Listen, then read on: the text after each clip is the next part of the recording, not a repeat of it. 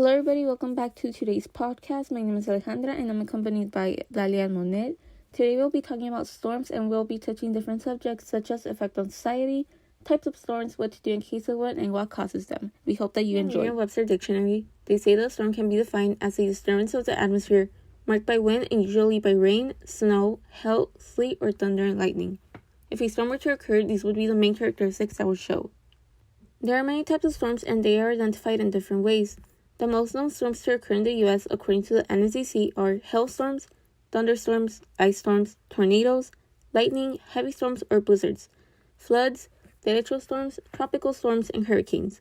If we hadn't read this article, we would have no way of informing our audience. If any of these storms were to occur, they will be easy to identify. To identify storms, we'll be mentioning a few examples using information provided by the NSDC. The NSDC says that the way to identify an ice storm is that if they start to produce a freezing rain, it would start to cover everything in its path with a layer of ice. To identify a tornado, again according to the NSDC, is by high winds with recorded speeds exceeding 300 miles per hour. The NSDC says that to identify a blizzard, if there are freezing temperatures with high winds, it will mean that a blizzard may occur. For the derecho storms, they would form a hot air mass. If these were less difficult to identify, they'd be easier to prevent. If any of the characteristics from the previous examples are presented, it'll mean that a certain type of storm is coming. If people had not studied storms, we would have no way of preventing them. We would be dead if we had not been able to identify them. Self-driving. If there's a storm, I will wait for the storm to pass in a safe place. If you cannot find a shelter, then you will stop in a safe place and wait for the storm or hailstorm to pass. Prevent hail damage. If you had been in a car, you will have parked it in a garage or under a roof. If you have to park your car outside, then you will protect it with a thick blanket. If you have been in a place with skylights close to you, you will have protect them with a thick blanket or old carpet. If you were in a pool, you will have to close it and cover it. How to prevent a storm accident. You will take patio furniture, bins, gardening tools, and ornaments inside or secure them if it happened. Close sunshades and put away parcels.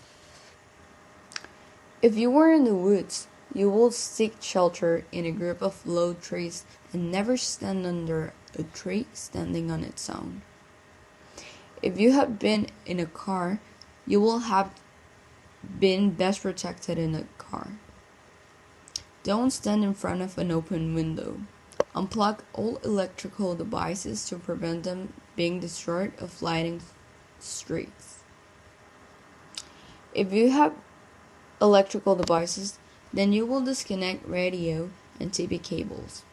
Put your car in your garage or under your carport. A recent study published in the Nature magazine said that scientists have been studying this environmental issue and they've discovered a direct relation between CO2 emissions and this environmental issue. The scientists have said that the CO2 emissions have increased the probability of heavy rain significantly. They've concluded that these emissions have been one of the most important causes for the increase in the power of storms, for making them even more dangerous than they were. And they've made them even more frequent. The scientists also said that if people had taken more importance to climate change in the 1990s, there would have been a completely different story to tell nowadays.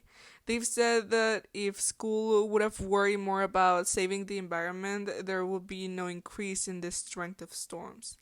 If scientists have not studied these storms and the pollution, we would have never found they were related. What to do in case of a storm? If we didn't know all the following actions to take, we would have had a lot more casualties in the past storms. In case of a strong storm, it's necessary to stay inside a facility or a house or wherever you are. It's dangerous to go outside. If you go outside, you could get hurt. Most storms are light and breezy. It's okay to drive home. But if you were driving home, you would have to be careful because there will be water everywhere and there will be a lot of accidents because of irresponsible people. If all were willing to follow the precautions of storm, they wouldn't be as dangerous as they are now. That will be all for today. We hope that you have enjoyed or have found this useful. Thank you for listening.